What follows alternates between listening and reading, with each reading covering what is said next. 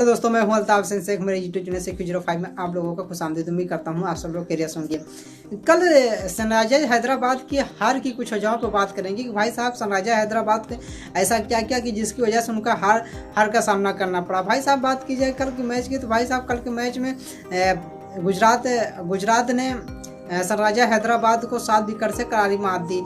और बात की जाए मेन वजह की, तो मेन वजह भाई साहब यह है कि कप्तानी उतनी खास नहीं कर पाए पैट कमिंस जैसे पहले कप्तानी किया करते। भाई साहब अगर अक्सर लोग यहाँ पे कल अहमदाबाद के नरेंद्र मोदी स्टेडियम में खेला गया, जो भाई साहब वर्ल्ड की सबसे लार्जेस्ट स्टेडियम मानी जाती है और है भाई साहब अपने रिकॉर्ड कायम कर चुके हैं। सबसे ज़्यादा दर्शक यहीं आते हैं, 1 लाख या 1.5 लाख के करीब दर्शक की क्षमता इस स्टेडियम में है।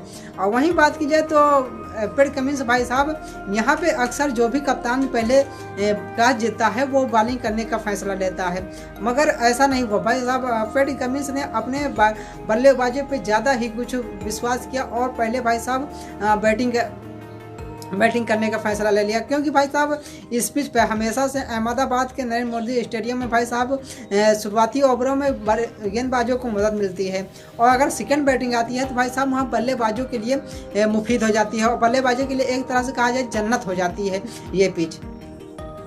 लोगों को पता है कि भाई साहब सेकंड बैटिंग यहाँ पे मुफीद हो जाती है बल्लेबाजों के लिए, तो आप तो वैसे ही कर रहे हैं जैसे आप बैल मुझे मार, तो जब आप कहोगे कि आप बैल मुझे मार तो बैल तो आपको मारे हीगा। और इसी के साथ भाई साहब अब 3 मैचों में भाई साहब सनराइजर्स हैदराबाद की दूसरी हार हो गई। वहीं गुजरात की बात की जाए तो भाई साहब गुजरात ने पहले मुंबई को हराया, उसके बाद भाई फिर अब जाके सनराइजर्स हैदराबाद को पटकनी दी अपने ही ग्राउंडों पे।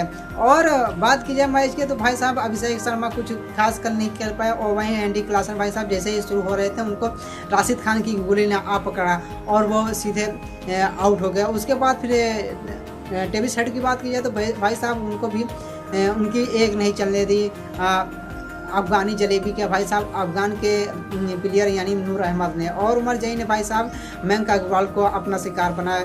और इस तरह 20 ओवरों में 159 रन की लक्ष्य दिया था भाई साहब गुजरात को। गुजरात की तरफ से भाई साहब शुरुआत अच्छी थी, उनके ओपनर बल्लेबाज विद्वान साहा और शुभम गिल ने अच्छी पारी खेली और अंत में जाके भाई साहब साई सुदर्शन और डेविड मिलर ने भाई साहब 64 रनों की साझेदारी करके सनराइजर्स हैदराबाद तो पूरी तरह से धराशायी कर दिया और अपनी इस टूर्नामेंट में दूसरी जीत दर्ज की और यह मुकाबला 7 विकेट से जीत गया। वही भाई साहब सनराइजर्स हैदराबाद की यह दूसरा मुकाबला अपना हार गए।